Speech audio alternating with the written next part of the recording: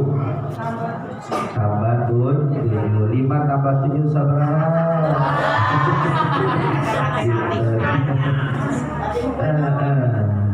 Jadi Sabtunya itu sebenarnya sudah masuk tanggal 12.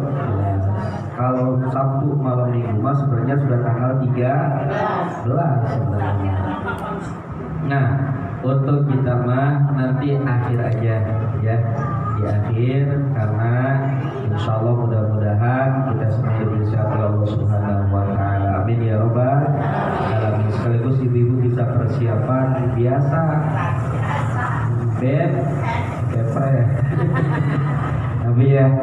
Jadi insya Allah nanti akhir Maulid kita semuanya akan kedatangan bulan yang mulia ataupun tanggal 12 Rabiul Awal, yang mana hari kelahiran baginda Nabi besar Muhammad. Selain hari kelahiran, ternyata tanggal 12 Rabiul Awal itu bukan hanya lahir saja Bu, tapi wafatnya baginda Nabi besar Muhammad Sallallahu Alaihi Wasallam. Nabi Muhammad lahirnya pada tanggal 12 Rabiul hari Isnin. Wafatnya pun sama Bu, tanggal 12 Rabiul Awal. Jadi selain Maulid Nabi, kita pun mengadakan hal kanjeng Nabi, yang mana mudah-mudahan kita semuanya termasuk umat-umatnya, yakni termasuk umat-umatnya yang mencintai kepada beliau, yang kelak di yaumil qiyamah mendapatkan syafaatul uzma. Amin ya Rabbal alamin. Bu, maka kedatangan bulan Maulid Nabi ini kita merasa senang. Kenapa Bu? Karena Allah tidak akan menciptakan bumi dan langit ini sekiranya kalau Allah tidak menciptakan nur kanjeng Nabi besar Muhammad Sallallahu Alaihi Wasallam. Maka alhamdulillah. Satu. Yang kedua, Bu, yang namanya Rasul-Rasul terdahulu itu ingin sekali menjadi umatnya kanjeng Nabi. Hari kurang mah alhamdulillah nalika lahir asup agama Islam. Amin ya Rabbal alamin. Maka kenikmatan tersebutlah kenikmatan yang besar. Maka kita wajib bersyukur kepada Allah Subhanahu wa Ta'ala dengan memperbanyak baca sholawat, insyaallah ya.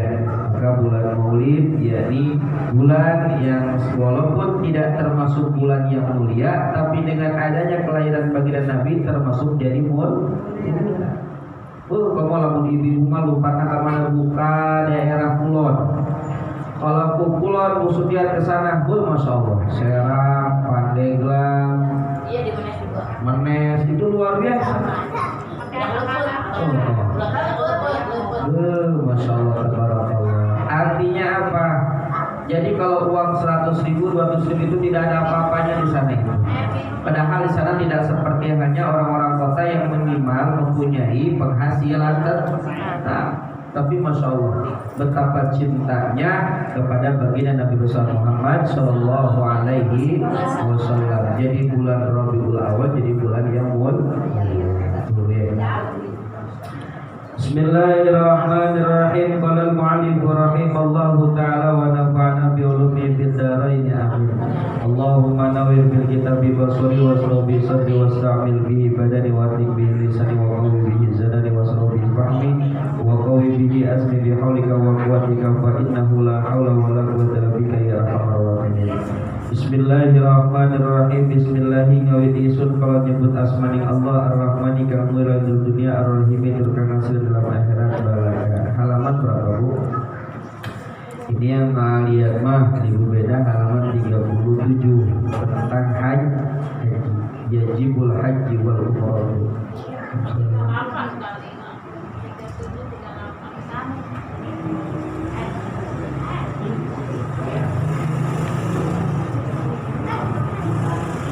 Bu,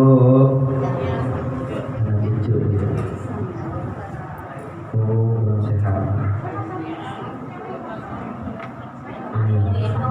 Sebelum dimulai pengajian, jadi kita bacakan Fatihah untuk Ibu Ici beserta putra-putranya yang ada di Jawa, Ibu Umi dan juga Yani kita yang sedang kurang sehat, mudah-mudahan diangkat penyakitnya oleh Allah Subhanahu wa taala, diberikan kesehatan kembali, amin ya rabbal alamin. Kita pun sama yang hadir di majelis ini mudah-mudahan dikasih sehat oleh Allah Subhanahu wa taala, baik zahir maupun batin, amin ya rabbal alamin. Ala hadihiniya wa ala sallallahu khususan summa ila jasadi ibu ini, khususan summa ila jasadi, khususan summa ila jasadi, khususan summa ila jasadi, khususan summa ila jasadi, khususan summa ila jasadi jamaah fi hadal majlis bismillah wal afiyah wa salam bil barakal fatihah. A'udzu billahi minasy syaithanir rajim. Bismillahirrahmanirrahim. Alhamdulillahi rabbil alamin arrahmanir rahim maliki yaumiddin. Iyyaka na'budu wa iyyaka nasta'in. Ihdinas siratal mustaqim. Shiratal ladzina an'amta 'alaihim ghairil maghdubi 'alaihim waladdallin. Amin. Rabbi ighfir lana wa liwalidayna.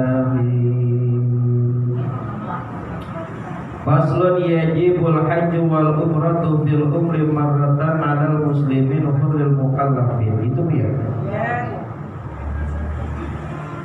Yajibu utawi kang wajib al hajju apa haji wal umratu lan umrah fil umri marratan di dalam seumur hidup satu kali. 'Alal muslimin yakni bagi orang yang beragama hurri yang merdeka, mukallafin yang mukallaf, mustati'i bima yusiluhu, mustati anu kawasa bima kalawan barang yusiluhu anu bisa nepangkeun ieu kamanehanana ila watnihi nepi balik deui fadilan bari leuwihanana andainihi tina hutangna wa maskanihi jeung imahna wa kiswatihi jeung pakaianana la iqaini bihi wa mu'annati man alaihi mu'natahu anu pantes duanana kamanehanana jeung tina biaya mu'natuhu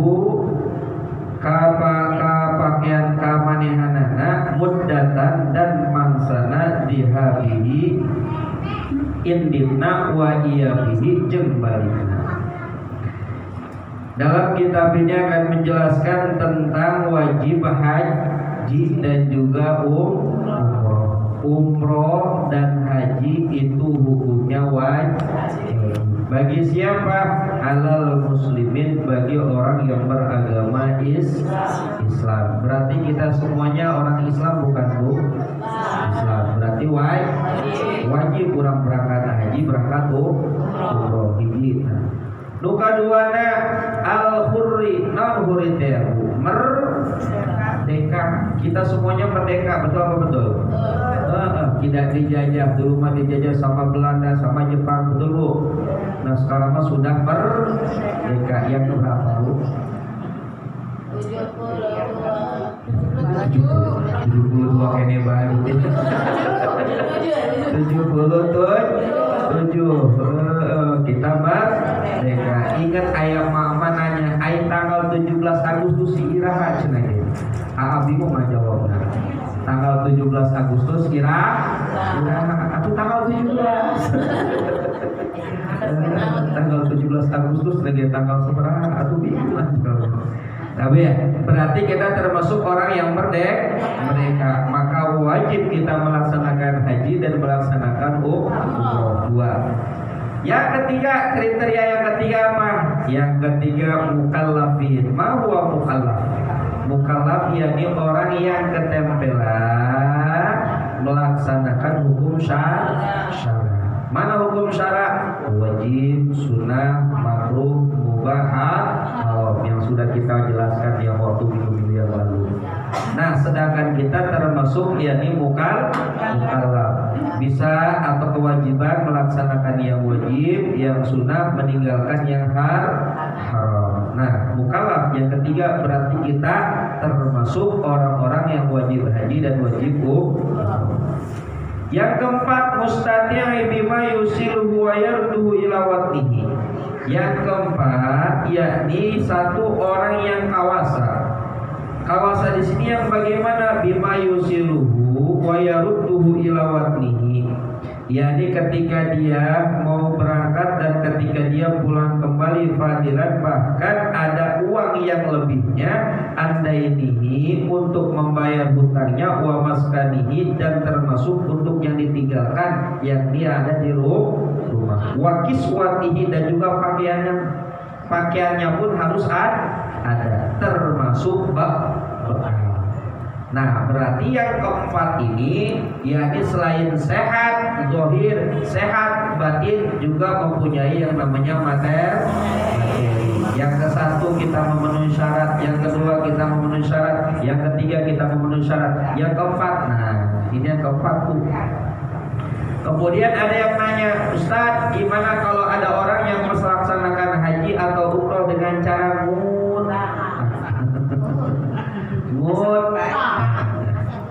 wajib atau enggak umrohnya, Bu?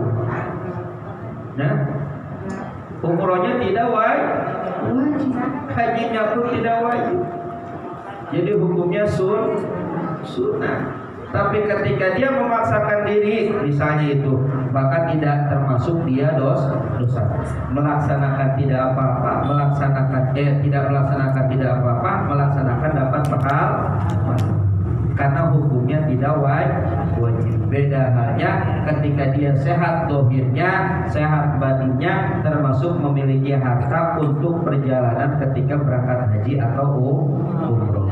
Maka ketika tidak melaksanakan, orang tersebut hukumnya dosa.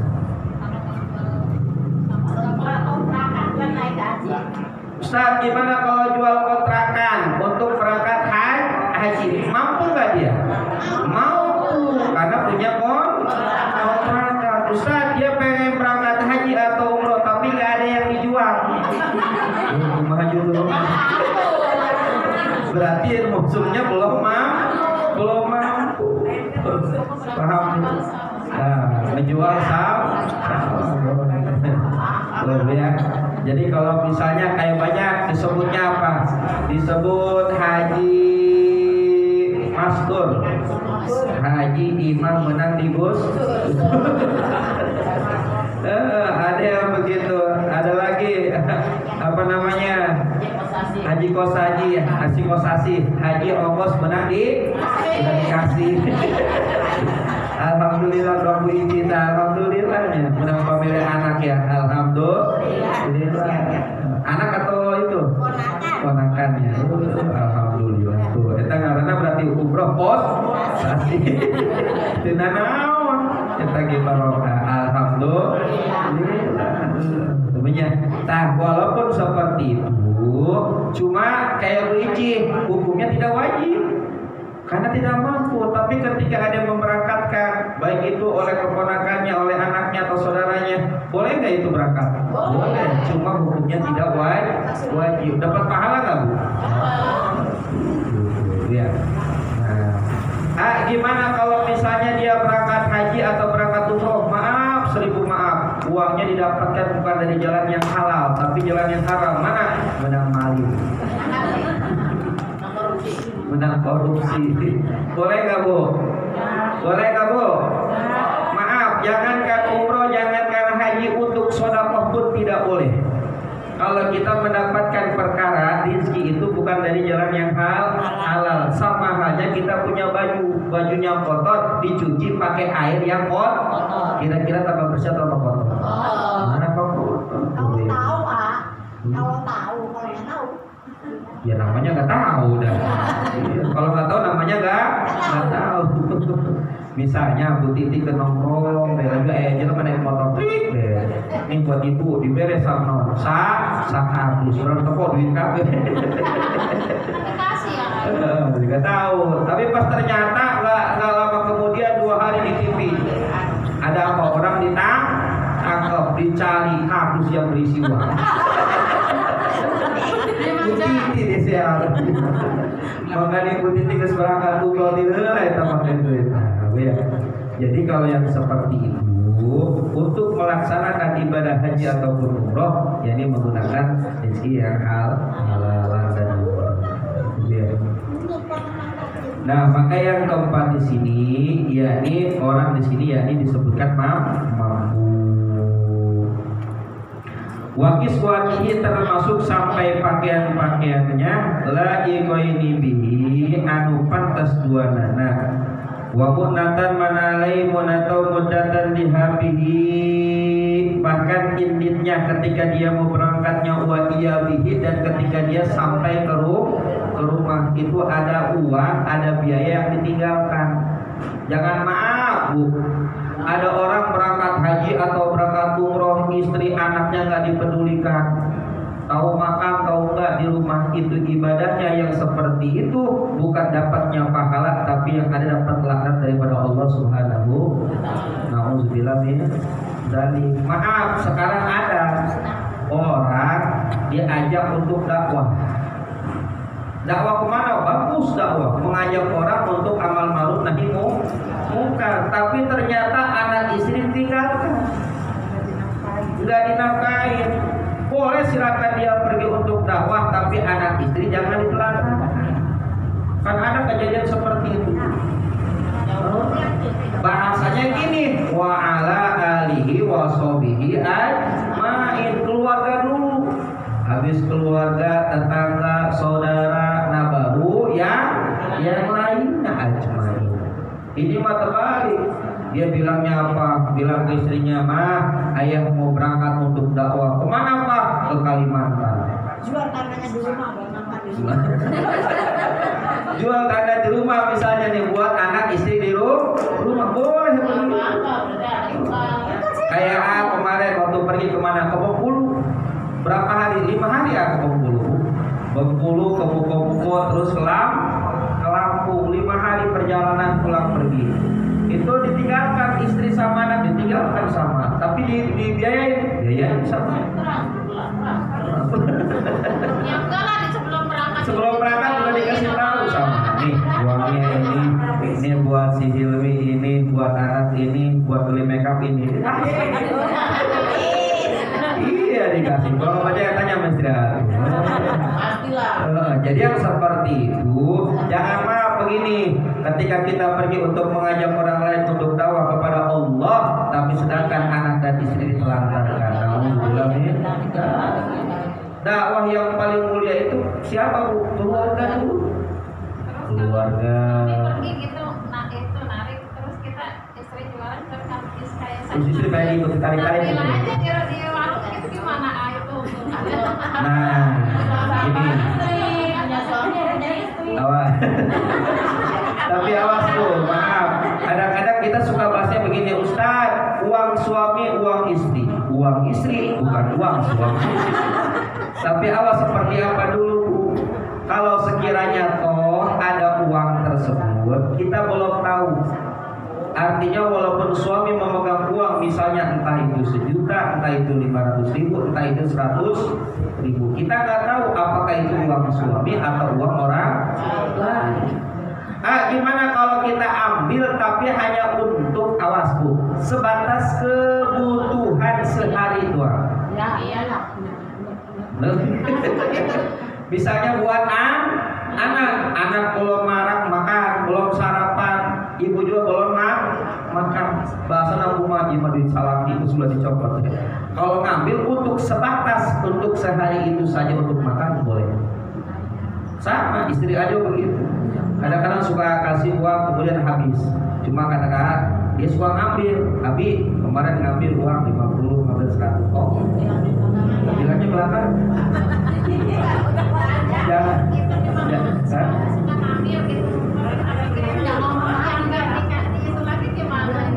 Apalagi mah kadang-kadang begini, suami misalnya ada uang pas lagi bersih-bersih, istrinya lihat apa di jam ada uang 500.000, nanya sama suaminya, Pak ini ada uang 500 duit siapa? Itu mah duit sial. Pak duit sial udah taruh di jam juga ketahuan aja lah. Uang sial namanya. Tapi kalau suaminya emang nafkahinnya nggak sepenuhnya, terus kan kita kekurangan, terus ada uang dia kita ambil karena kita tidak perlu, ngomong, mau dimarahin, kita ngomong, kita ngomong, bagaimana doa? Cerita begini, ada orang suami, dia suka yang namanya ternak ayam, mulai dari ayam kampung sampai ayam jagung. Istri dan anaknya belum makan pada saat itu, pusing istrinya. Anaknya nangis pengen makan. Kalau sekarang mah jajan begitu ya. Pengen makan, kemudian apa yang terjadi? Itu ayam suaminya dipotong semua. Suaminya datang makan udah kenyang baru ngomong sama suaminya. Pas suaminya pasti melihat mana ayam ini. Baru istrinya ngomong, itu ayam yang dimakan, ayam yang dipotong. Terus di jasa suaminya. Artinya kalau memang toh untuk kebutuhan sehari-hari enggak. Tapi awas tuh dengan catatan hanya untuk kebutuhan sehari-hari. Selebihnya dari itu enggak boleh. Walaupun ada bahasanya, kecuali begini, suami sudah memberikan uang sepenuhnya kepada ibu, katakan misalnya kasih uang 500 atau 1 juta. Nah itu udah hak ibu, milik ibu.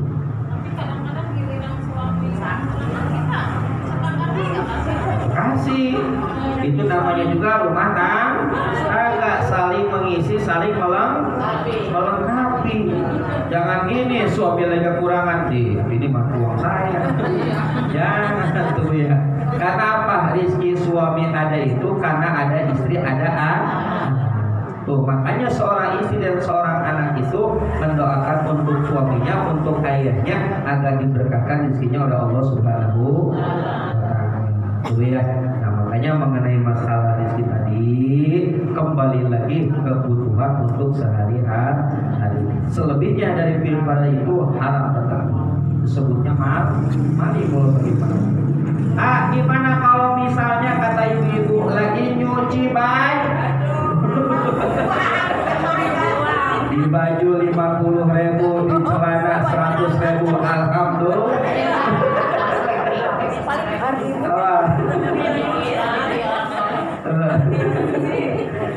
Gimana kalau yang seperti itu? Kalau misalnya bu orang soleh mah pasti nanya dengan suami. Ini uang siapa? Benar. Takut ternyata suaminya yang dimasukkan di kantongnya itu malah uang orang lain, kan kita nggak tahu. Apalagi seorang suami yang kesibukannya di pasar jual beli, kita nggak tahu. Apakah uangnya uang dia atau memang uang orang lain? Gitu. Ustaz, mama mau udah pergi malah mau ngebekalahan. Oh. Kan terdek umroh ge ditinggalan 400. Oh, kasar lagi. Eta mah pemajikan solehah biasa. Ya rakyat tah ya jang jajan ngasih aja es gembong. Jadi bapak majikan anu bere duit kasar lagi ku mah. Mun ibaratna ditinggal-tinggal teka Jawa kayak ditinggalan tah 200 yang isi ge. Makanan geus aya di kulkas. Kita masalah lagi 100 uang anak be hadina nya. Di bede jajan ku mana. Karunya kan yang nyana geus bisa usaha makan.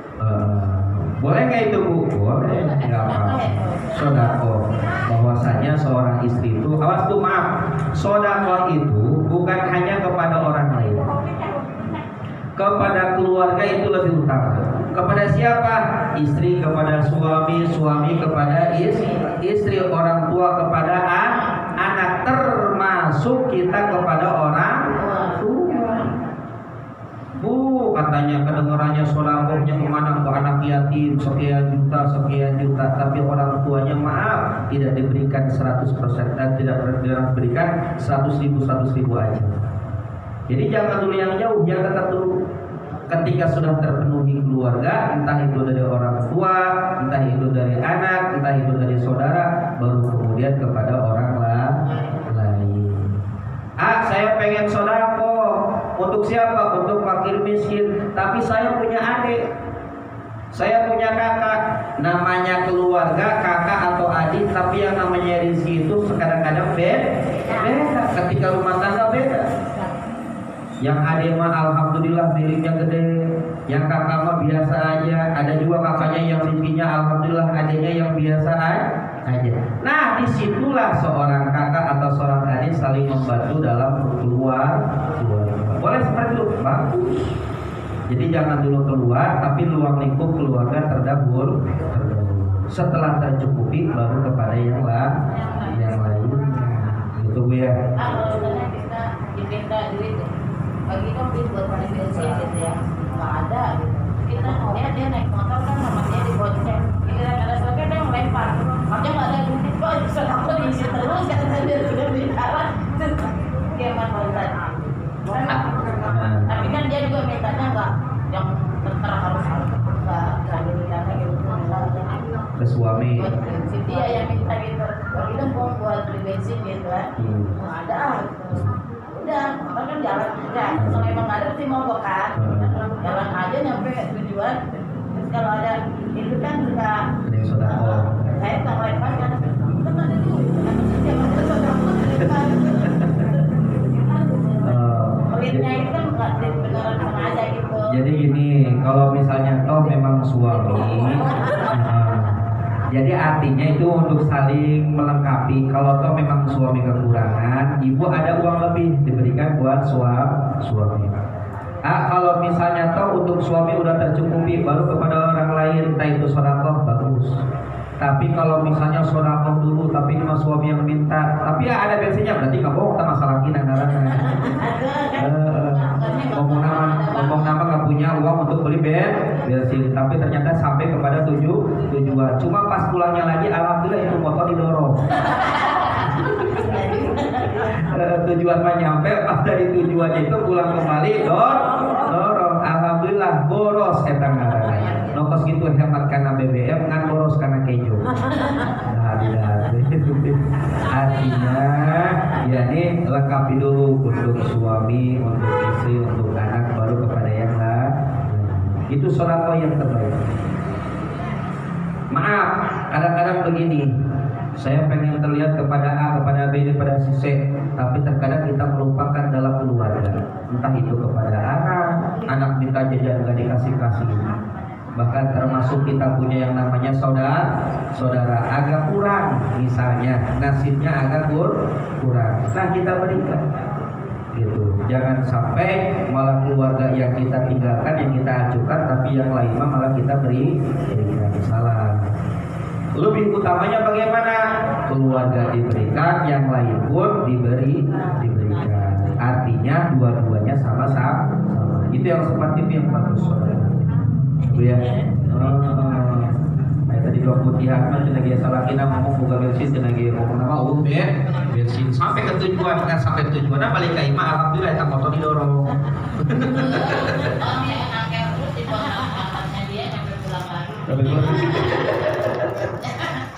Berarti cukup itu materi maksudnya.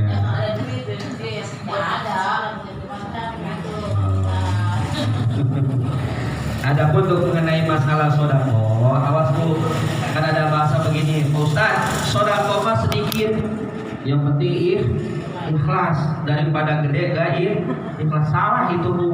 Yang benar apa? Sodako gede tapi ikhlas, daripada kecil enggak ikhlas. Iya, kita bantu balik. Bahkan suka ada bahasa begini, hemat pangkal kaya. Salah. Sodako pangkal kita masalah sih, hemat pangkal kaya. Mau sodako pun hemat, belum sodako mau masih kok. Ya itu bagus. Artinya begini Bu, contoh uang 100.000 bagi kita besar atau kecil? Besar. Tapi kalau bagi orang kaya kecil. Jadi yang namanya kecil dan besar itu tergantung orang kemampuannya, sesuai dengan kemampuannya. Yang namanya adil Bu, adil itu tidak harus sama. Contoh, ada anak kelas 1 SD, kita punya anak 2.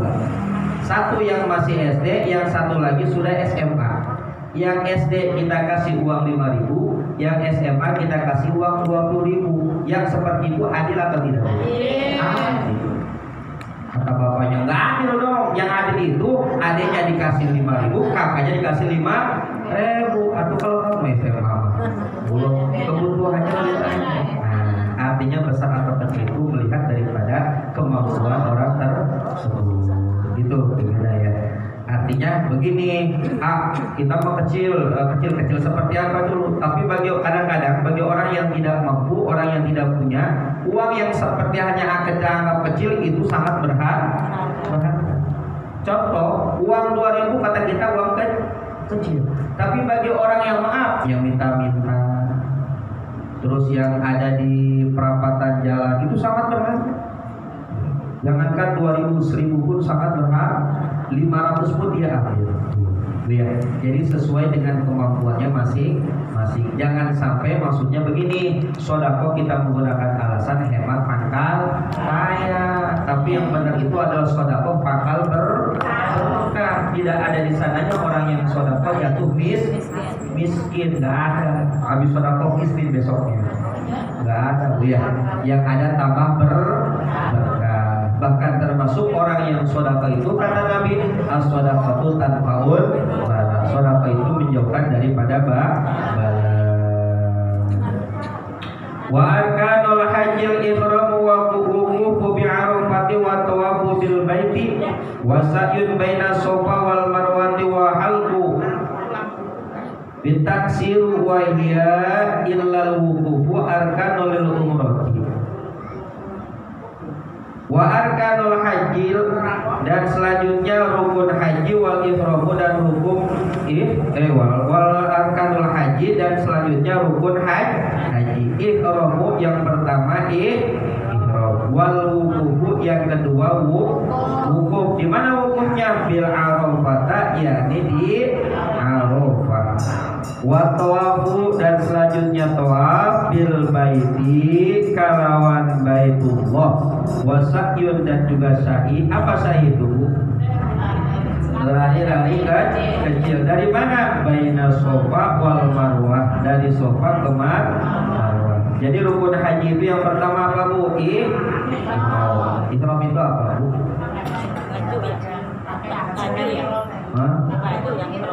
Awas. Walaupun yang kita pakai itu namanya apa Bu? Pakaian apa namanya? Pakaian ihram, tapi bukan disebut ihram. Ketika disebut ihram itu ketika di tempat kita niat untuk menggunakan pakaian ihram sambil melaksanakan haji atau umroh. Biasanya di mana itu? Bir Ali. Nah, baru pakai Aimaiji bala di mana terpakai umroh? Bir Alinya. Nah, ketika di Bir Ali disitulah niat untuk menggunakan pakaian ihram.